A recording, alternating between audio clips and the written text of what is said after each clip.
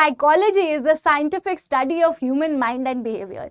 ये डेफिनेशन तो हम सबको पता है, लेकिन क्या आपको पता है साइकोलॉजी एज अ सब्जेक्ट कौन से ईयर में एस्टैब्लिश हुआ था एंड कौन कौन से की फिगर्स हैं, यानी कौन कौन से ऐसे साइकोलॉजिस्ट हैं जिन्होंने हेल्प करी थी साइकोलॉजी को एज अ सब्जेक्ट ग्रो होने में एंड लेमैन तक जाने में।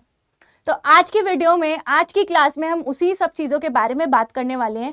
हम समझने वाले हैं एक थ्योरेटिकल अप्रोच कि एक्चुअली में साइकोलॉजी जो सब्जेक्ट कैसे आया एंड क्या क्या थॉट्स हमारे प्रेजेंट हैं इन सब चीज़ों के पीछे, साइकोलॉजी सब्जेक्ट के पीछे।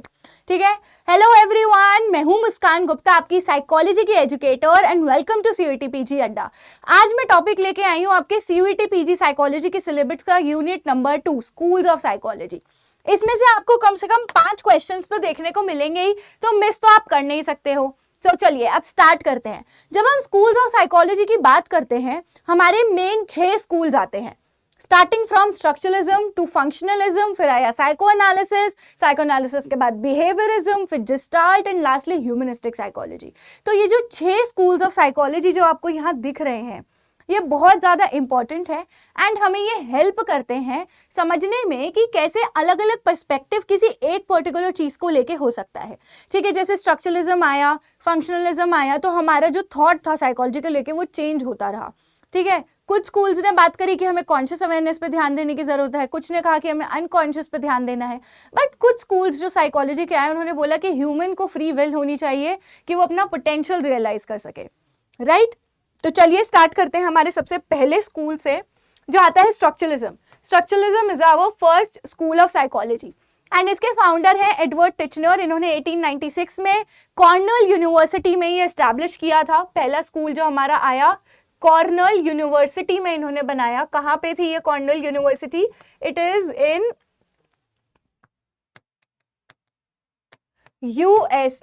यूएसए से हमारी शुरुआत हुई साइकोलॉजी एज अ सब्जेक्ट की। लेकिन कुछ कुछ बुक्स में कई जगहों पे ये चीज मेंशन है कि हमारे स्ट्रक्चरलिज्म के फाउंडर विलियम वुंड है।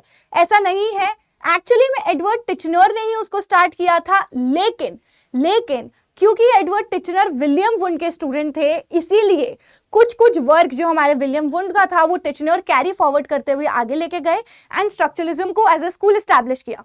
तो स्ट्रक्चरलिज्म को समझने के लिए, वर्क को समझने के लिए पहले थोड़ा विलियम वुंड को समझ लेते हैं। So William Wundt is actually the father of psychology, Sigmund Freud नहीं है। William Wundt is the father of psychology, he is the father of experimental psychology.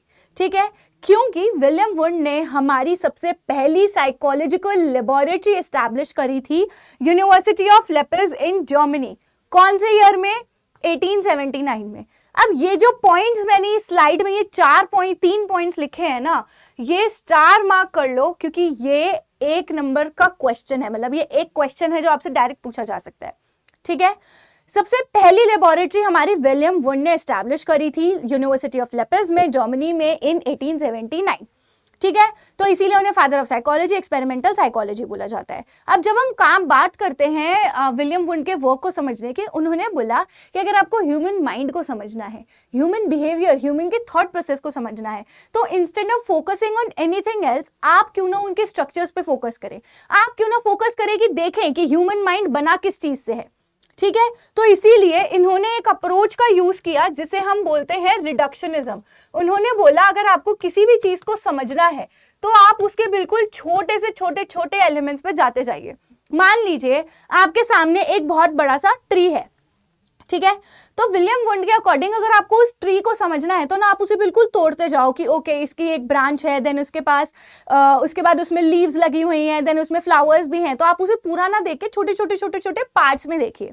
उन्होंने ये बात करी कि आप कोई भी चीज को बिल्कुल छोटे में कर दीजिए, इसीलिए उन्होंने ह्यूमन माइंड के लिए भी ये बोला। अब उन्होंने बोला कि ह्यूमन माइंड के हमारे जो थॉट्स होते हैं, अगर आप उन्हें समझना चाहते हैं तो उन ह्यूमन माइंड को, मतलब उन थॉट्स को आप 3 चीज़ों में डिवाइड करके बहुत इजीली पढ़ सकते हो। क्या क्या थे वो?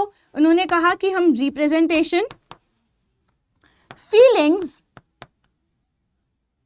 एंड विल का यूज करते हैं एक ह्यूमन थॉट को समझने के लिए।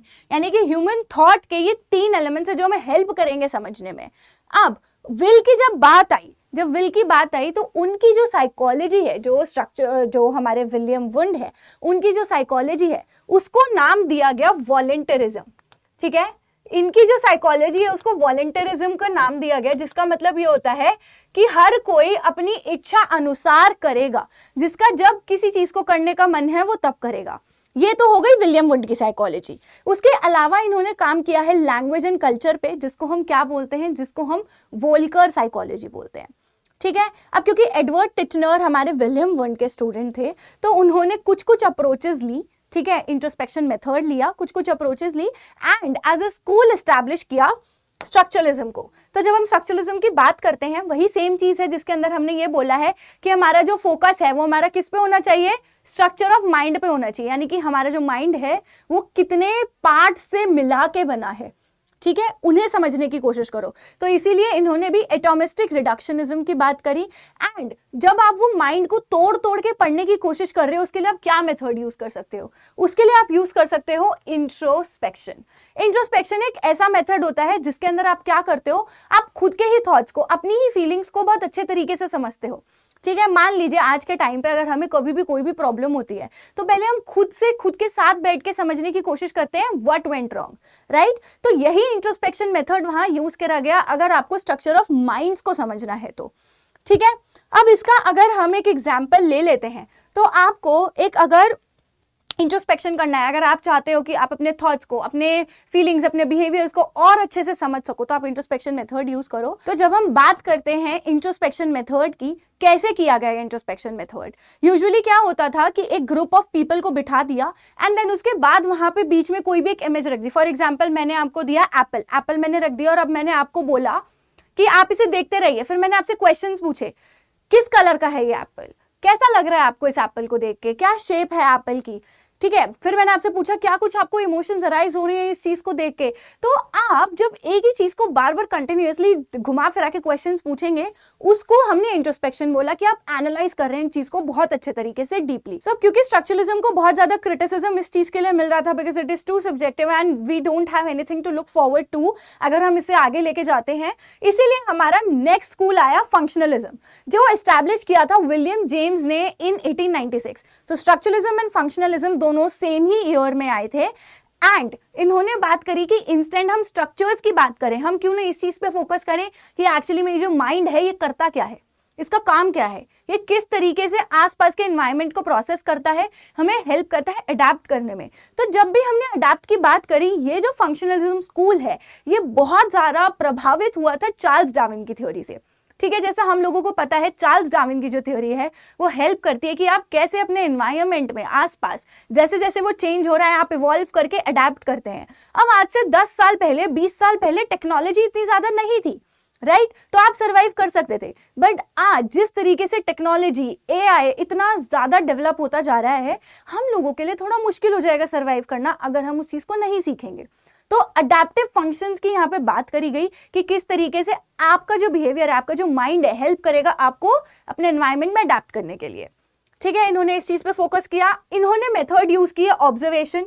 इन्होंने कहा कि हम लोगों की मेंटल एबिलिटीज को टेस्ट करेंगे, उन्हें अलग अलग सिचुएशंस में रख के। ठीक है, इन सब चीजों का यूज हुआ। अब उसके बाद विलियम जेम्स ने बोला कि जिस तरीके से हम माइंड को पढ़ने की कोशिश कर रहे हैं कि हमारे एनवायरनमेंट के किस हिसाब से हम लोग चेंज हो रहे हैं, अडेप्ट कर रहे हैं, उन्होंने कॉन्सेप्ट दिया streams of consciousness. Streams of consciousness का मतलब क्या हुआ, जैसे एक स्ट्रीम होती है, एक नदी होती है, बहती रहती है। ठीक है, ऐसे ही आपका कॉन्शियसनेस है, वो कंटिन्यूअसली बहता रहता है। यानी कि आपने परसों को जो कोई चीज सीखी, कल कोई चीज सीखी, आज कोई चीज सीखी, तो ये तीनों चीजें आपके उस स्ट्रीम में चलती रहेंगी। आप आने वाले कल में कुछ सीखेंगे, वो भी जाएगा उसके अगले दिन। तो ये एक स्ट्रीम्स ऑफ कॉन्शियसनेस है जहां पे आपका कॉन्शियसनेस कंटिन्यूअसली इवॉल्व करता आ रहा है। आपके जितने पुराने एक्सपीरियंसेस है वो सब आपको हेल्प कर रहे हैं आज के टाइम में अडेप्ट करने में। ये हमारी बात करी विलियम जेम्स ने। अब William James was one of the psychologist जो साइकोलॉजी में बहुत ज्यादा जाने जाते हैं। ठीक है, जब हमारी साइकोलॉजी की टाइमलाइन की हम बात करते हैं, उसमें सबसे पहला जो कोर्स आया था एट हार्वर्ड यूनिवर्सिटी, वो हमारा विलियम जेम्स ने दिया था। ठीक है, कौन से ईयर में दिया था? It was given in 1875। So William James ने हमारा पहला कोर्स डिलीवर किया था हार्वर्ड पे 1875 में। अब उसके बाद इन्होंने एक बुक भी पब्लिश करी थी जिसका नाम है प्रिंसिपल्स ऑफ साइकोलॉजी। ये पब्लिश हुई थी 1890 में। तो जब हम साइकोलॉजी ऑफ टाइमलाइन की बात करते हैं, टाइमलाइन ऑफ साइकोलॉजी की जब हम बात करते हैं, उसमें आपको ना एग्जाम में क्वेश्चंस आते हैं जिसमें आपसे यूजुअली ये पूछा जाता है, आपको टाइमलाइन ऑर्डर में सेट करनी होती है। तो सबसे पहले आप क्या चूज करेंगे? विलियम जेम्स ने हमारा पहला कोर्स दिया हार्वर्ड पे 1875 में। फिर 1875 के बाद क्या हुआ बताइए? 1875 के बाद हमारी लेबोरेटरी एस्टैब्लिश हुई 1876 में, ठीक है। उसके बाद हमारी book I principles of psychology in 1890। उसके बाद 96 में क्या हुआ? हमारा स्ट्रक्चरलिज्म आया, फिर फंक्शनलिज्म आया। फंक्शनलिज्म के बाद थर्ड स्कूल आया हमारा साइको एनालिसिस। तो साइको एनालिसिस हमारा थर्ड स्कूल है जो 1900 में आया and it was given by Sigmund Freud. Sigmund Freud को हम सब जानते हैं एंड मैंने आप लोग के लिए रेफरेंस के लिए एक मीम भी लगाया है, मुझे कमेंट सेक्शन में बताइएगा और कौन कौन से फ्रॉयड के मीम्स आप लोगों के फेवरेट हैं, ठीक है। सो जब हम लोग ऑलरेडी स्ट्रक्चरलिज्म और फंक्शनलिज्म में कॉन्शियसनेस को समझने की कोशिश कर रहे थे, तभी उसी टाइम पे एक बहुत ही मेजर शिफ्ट हुआ अनकॉन्शियस को समझने का, ठीक है। अनकॉन्शियस को समझने का यानी कि वो ऐसी चीजें जो आपके माइंड में दब चुकी हैं, रिप्रेस्ड हो चुकी हैं, जो आपको अवेयरनेस भी नहीं है, क्यों ना हम उन चीजों पे फोकस करें। सिगमंड फ्रॉयड का ये कहना था, ठीक है। जैसे हम बचपन से लेके अब तक, अगर मैं आपसे पूछूं कि आपको अपने बचपन की सारी बातें याद है? हमें आधे से ज्यादा बातें याद नहीं है। तो सिगमंड फ्रॉयड का ये कहना था कि ये जो हमारी बचपन की यादें हैं, जो हमारे डर हैं, ये जो कॉन्फ्लिक्ट्स हैं, अगर हम इन सब चीजों को बचपन के उसमें पढ़ेंगे तो हमें बेटर समझ आ पाएगा आज की इंसान किस चीज से गुजर रहा है, ठीक है। तो सिगमंड फ्रॉयड ने अपना ये जो साइको एनालिसिस था स्टार्ट किया हिप्नोसिस से। हिप्नोसिस करते करते वो आए एक मेथड पे जिसको हम बोलते हैं फ्री एसोसिएशन। सो जब फ्री एसोसिएशन की बात होती है, इसमें क्या हुआ कि सिगमंड फ्रॉयड के पेशेंट्स आते थे एंड वो अपने काउच पे आके बैठ जाते थे एंड सिगमंड फ्रॉयड उन्हें बोलते थे कि आपके मन में जो भी आ रहा है आप कंटिन्यूअसली मुझे बताते रहिए बिना रुके, ठीक है, बिना सोचे कि मैं आपको जज करूंगा। तो 8 से 10 सेशन के बाद क्या होने लगा, वो जो पेशेंट्स आते थे, जो क्लाइंट्स आते थे एक्चुअली में, उनका क्या होने लगा कि उनका जो भी ट्रॉमा था, जो भी उनके मन में जो फियर्स, कॉन्फ्लिक्ट्स जो छुपे हुए थे, वो धीरे धीरे करके बाहर आने लगे। तब उन्हें पता लगा कि फ्री एसोसिएशन इस तरीके से यूज किया जा सकता है, ठीक है। अब जब सिगमंड फ्रॉयड बात कर रहे थे कि हमारी एक्चुअली में अनकॉन्शियस को समझना है, उस टाइम पे उन्होंने क्या किया, हमारी 3 स्ट्रक्चर ऑफ पर्सनालिटी दिए। अगर आप देखेंगे ध्यान से, जो साइको एनालिसिस है, साइको एनालिसिस से हमारा कुछ थ्योरी ऑफ पर्सनालिटीज निकल के आती है जो हम पढ़ते भी हैं एक्चुअली में, एंड उसमें से ये एक टॉपिक है। तो स्ट्रक्चर ऑफ पर्सनालिटी की इन्होंने बात करी, ठीक है। जब इन्होंने स्ट्रक्चर ऑफ पर्सनालिटी दिया तो इन्होंने बोला कि हमारे 3 पार्ट्स होते हैं, ठीक है। क्या क्या होते हैं? Id, ego and superego, ठीक है। इन्होंने ये बात करी, id, ego and superego. अब इड, ईगो, सुपर ईगो का क्या मतलब हुआ? जब एक बच्चा बॉर्न होता है, एक बेबी आता है, आपने देखा होगा जब भी वो रोएगा तो बहुत शिद्दत से रोता है ना। भूख लगी है तो बहुत ही शिद्दत से रोएगा। अगर उसकी कोई नीड है अपनी, उसको पूरा करने के लिए वो रोता है, उसको फर्क नहीं पड़ता आसपास कौन है ना। तो ये होता है इड, यानी कि हमारा सबसे पहला स्ट्रक्चर है पर्सनालिटी का जो डेवलप होता है, जिसे हम इड बोलते हैं, जो काम करता है किस चीज पे, जो वर्क करता है हमारे प्लेजर प्रिंसिपल पे, जो कहता है कि मुझे सब कुछ अभी के अभी चाहिए, है ना। फिर जैसे जैसे हम बड़े होते जाते हैं फिर हमारी ईगो डेवलप होती है, फिर हम काम करने लग जाते हैं एक रियलिटी प्रिंसिपल पे। रियलिटी का मतलब क्या होता है? हम ये देखने लग जाते हैं कि एक्चुअली में सच्चाई क्या है, क्या आसपास ये चीज करना सही है, ये हम देखने लग जाते हैं। फिर जैसे जैसे हम बड़े होते हैं तो हम एक मोरल प्रिंसिपल पे काम करने लग जाते हैं और हमारी सुपर ईगो डेवलप हो जाती है। सुपर ईगो क्या होती है? मान लो एक बच्चे को बचपन में चोरी करने के लिए मार पड़ी थी, ठीक है। तो अब उसको डांट पड़ी अपने पेरेंट्स से, जो उसको बचपन में डांट पड़ी। अब जाके कहीं पे अब वो बच्चा कभी उस चीज को रिपीट नहीं करेगा। एज एन एडल्ट वो उस चीज को रिपीट नहीं करेंगे, क्योंकि मोरालिटी क्या सही है क्या गलत है, हम उस चीजों के बारे में बात करते हैं। तो कई बारी ईगो जो होती है, ईगो कई बारी इड और सुपर ईगो के बीच में बहुत ज्यादा पिस जाती है। उसे पता है कि सच्चाई क्या है, लेकिन इड कह रही है कि अभी के अभी करो, लेकिन साथ में सुपर ईगो कह रही है कि ये तो करना बेकार है। एंड इसीलिए ये जो मीम है ये उसी के रेफरेंस में लगाया है, जहां पे ईगो एंड सुपर ईगो दोनों एक बार में जाते हैं, जहां पे बार टेंडर कहता है that I am going to see some id, ठीक है, मैं चाहता हूं कि आप अपने प्लेजर को बाहर निकालें और इंस्टेंटली इस चीज को ले लें, ठीक है। सो अब जब हम इट के बारे में बात कर रहे हैं, so it says that it is present from the birth and it operates on pleasure principal, ये प्लेजर प्रिंसिपल पे काम करती है, ठीक। So what ever it is I wanted now. फिर आता है हमारा ईगो, ईगो काम करता है हमारा रियलिटी प्रिंसिपल पे। ये जो होता है ये बाद में थोड़ा डेवलप होता है एंड ये हमारे उस पर काम करता है जो कहता है इड और सुपर ईगो के बीच में ये बेचारा खेलता रहता है। फिर आता है सुपर ईगो, जो सुपर ईगो है वो डेवलप होता है हमारा आगे जाके कहीं पेरेंट्स, जो हमने गाइडेंस ली है, राइट एंड रॉन्ग जो हम समझते हैं, ठीक है। ये एक चीट शीट है, आप इसका स्क्रीनशॉट ले सकते हैं, मैं साइड हो जाती हूँ, ठीक है। अब इसके बाद ये तो साइको एनालिसिस डेवलप हुआ, ठीक है। इसके साथ साथ इन्होंने एक चीज की बात और करी जिसमें उन्होंने बोला कि हमारा ना एक टोपोग्राफिकल मॉडल है, conscious, pre conscious and unconscious. अगर आप किसी ह्यूमन को समझना चाहते हैं तो उसके कॉन्शियसनेस में मत जाइए, एक्चुअली में आप कहाँ जाइए, आप उसके जाके अनकॉन्शियस को देखिए, ठीक है। तो उन्होंने उनके अनकॉन्शियस के बारे में बात करी। सो जब हम अनकॉन्शियस की बात कर रहे हैं तो ये आपको एक आइसबर्ग दिख रहा होगा, ठीक है। इस आइसबर्ग में ये जो आपको टिप दिख रही है ना, ये तो बस एक छोटा सा पार्ट है जो हमारे कॉन्शियसनेस में है। कॉन्शियसनेस का मतलब क्या हुआ, आप अभी ये बैठ के क्लास देख रहे हैं, मैं ये आपको क्लास दे रही हूँ, ठीक है। कॉन्शियसनेस, हमें अवेयर है आसपास क्या हो रहा है। लेकिन अगर मैं आपसे पूछूं कि आपने कल रात क्या खाया था, आपको थोड़ा सा बहुत जल्दी याद आ जाएगा। लेकिन मैं पूछूं कि लास्ट संडे आपने क्या खाया था, थोड़ा सा जोर लगाना पड़ेगा, बट शायद आप उस चीज को अवेयरनेस में ला सकते हैं। लेकिन अगर मैं आपसे पूछूं जब आप 5 साल के थे तो आपने अपना बर्थडे कैसे सेलिब्रेट किया, या फिर जब आप 1 साल के थे तो आपने अपना बर्थडे कैसे सेलिब्रेट किया, ये वो चीजें जो कि अनकॉन्शियस में है, जिसमें आप कितना भी जोर लगा दो दिमाग पे आपको याद नहीं आएंगी क्योंकि वो रिप्रेस्ड हो चुकी है। और यही आपका अनकॉन्शियस है, इसमें आपके फियर्स, आपके रिप्रेस्ड फीलिंग्स, मेमोरीज, थॉट्स, सब चीजें हैं। एंड फ्रॉइड के अकॉर्डिंग यही आपकी पर्सनालिटी को आगे शेप कर रहा है, ठीक है। तो ये हो गया सिगमंड फ्रॉइड। इसीलिए जो हमारा साइको एनालिसिस है ये हमारा फर्स्ट फोर्स ऑफ साइकोलॉजी भी है। ये चीज आपको याद रखनी है, ये बहुत इंपॉर्टेंट है कि साइकोलॉजी में साइको एनालिसिस हमारा फर्स्ट फोर्स ऑफ साइकोलॉजी है। तो फर्स्ट फोर्स ऑफ साइकोलॉजी का मतलब क्या हुआ, यानी कि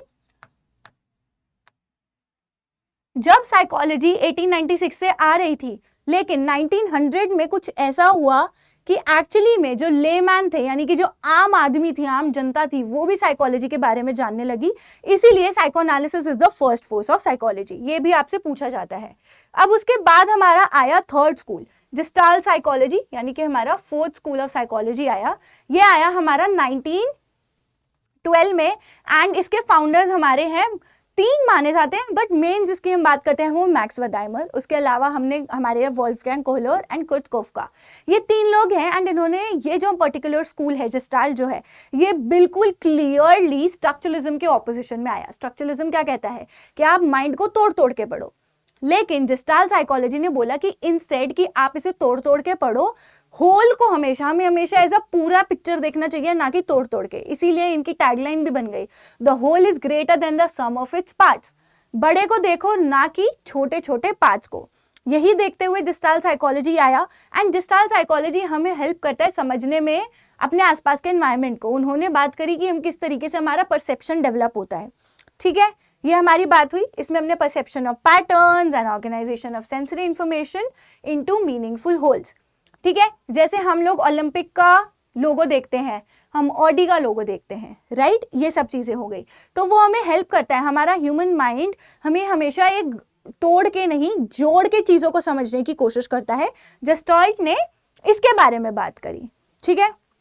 जिस्टाल्ट साइकोलॉजिस्ट को ये लगा कि जो ह्यूमन बीइंग्स हैं उनको चीजें ऑर्गेनाइज्ड होल में ज्यादा पसंद है रादर देन बिखरी हुई, ठीक है। इसीलिए इन्होंने हमें perception, organization and problem solving में हेल्प करी। अब इन सब चीजों के बाद जब कॉन्शियसनेस की बात हो रही है, अनकॉन्शियस की बात हो रही है, फिर whole is the greater than sum of its parts आया, तो हमारा 5th स्कूल ऑफ साइकोलॉजी आया जिसे हम बिहेवियरिज्म बोलते हैं। सो जब हम बिहेवियरिज्म की बात करते हैं, ये जो पर्टिकुलर स्कूल है ये कहता है ऑब्जर्वेबल बिहेवियर्स पे ध्यान दो। आपके दिमाग में क्या चल रहा है किसी ने नहीं देखा, तो आपको अनऑब्जर्वेबल चीज के पीछे भागना ही क्यों है। तो क्यों ना हम साइकोलॉजी को एज अ सब्जेक्ट जब एस्टैब्लिश कर रहे हैं तो ऑब्जर्वेबल चीजों पे ध्यान दें, जो बाहर से दिख सकता है उस पे ध्यान दें। एंड उसके हमारे साइकोलॉजिस्ट आए निकल के जॉन बी वॉटसन, जिन्होंने बिहेवियरिज्म को एज अ स्कूल एस्टैब्लिश किया 1913 में, ठीक है, ये यूएसए में एस्टैब्लिश हुआ एंड इन्होंने बोला कि ह्यूमन बिहेवियर जो है लर्निंग से बहुत ज़्यादा सीखता है, इसीलिए हमारी दो बहुत फेमस कंडीशनिंग्स आती हैं, classical conditioning and operant conditioning. इन्होंने बोला हमारा जो मेन आइडिया रहता है वो ये कहते हैं कि जितने भी बिहेवियर हैं वो सीखे जाते हैं, आसपास से सीखे जाते हैं, अपने बड़ों से सीखे जाते हैं, तो हम उन चीज़ों पे ध्यान देंगे। तो इनका जो मेन फोकस था वो था ऑब्जर्वेबल बिहेवियर्स को समझना। एंड वॉटसन ने उसके लिए एक लाइन बोली कि behaviour can be studied without reference to the mind. ठीक है, मैं अभी आपके सामने खड़ी हूँ, ठीक है, मैं अपना एक बिहेवियर आपके सामने रिप्रेजेंट कर पा रही हूँ, आपका स्कूल में एक बिहेवियर है, आपका टीचर के साथ एक बिहेवियर है, आपका घर में एक अलग बिहेवियर है, तो हमें उस पर फोकस करना चाहिए रादर देन कि हम बाकी की सब चीज़ों पे फोकस करें, राइट। सो वॉटसन के बाद जब ये हमारा पूरा बिहेवियरिज्म एस्टैब्लिश हुआ तो उसी के अंदर हमारी दो मेन थ्योरीज आई, जो उन थ्योरीज में से सबसे पहली जो आई वो आई हमारी classical conditioning. It was given by Ivan Pavlov, जिसके लिए उन्हें नोबेल प्राइज भी मिला। तो क्लासिकल कंडीशनिंग एक ऐसा एक्सपेरिमेंट था जो साइकोलॉजी के लिए नहीं था, but eventually it turned out to be कि वो साइकोलॉजी में काम आने लगा, राइट।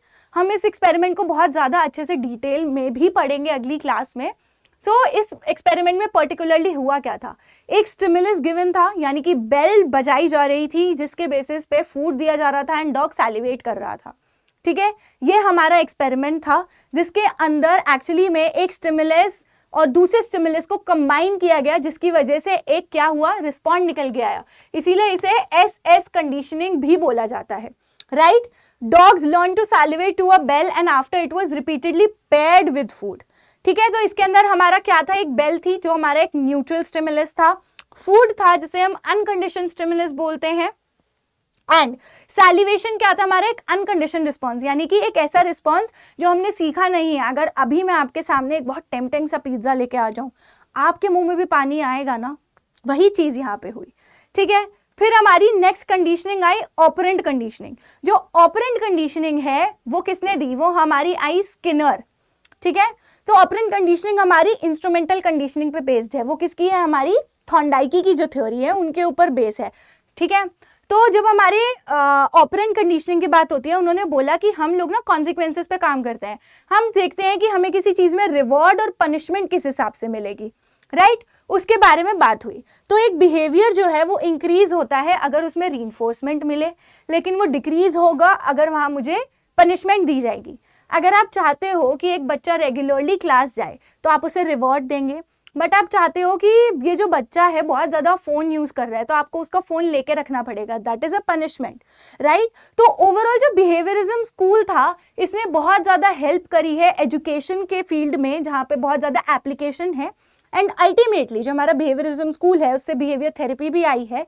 हमारी classical conditioning and operant conditioning ये बहुत ही पर्टिकुलरली थेरेप्यूटिक टेक्निक्स है, थेरेपी टेक्निक्स है जो यूज़ करी जाती हैं चाहे चिल्ड्रन पे, फोबियाज, फियर्स, इन सब चीज़ों के लिए। अब उसके बाद हमारे लास्ट स्कूल आता है humanistic psychology. So every human being has the innate drive to become the best version of themselves. जब हम इसकी बात करते हैं तो हम ये कह रहे हैं कि हर एक इंसान के पास इतना दम है कि वो अपना बेस्ट वर्जन बन सकता है, राइट।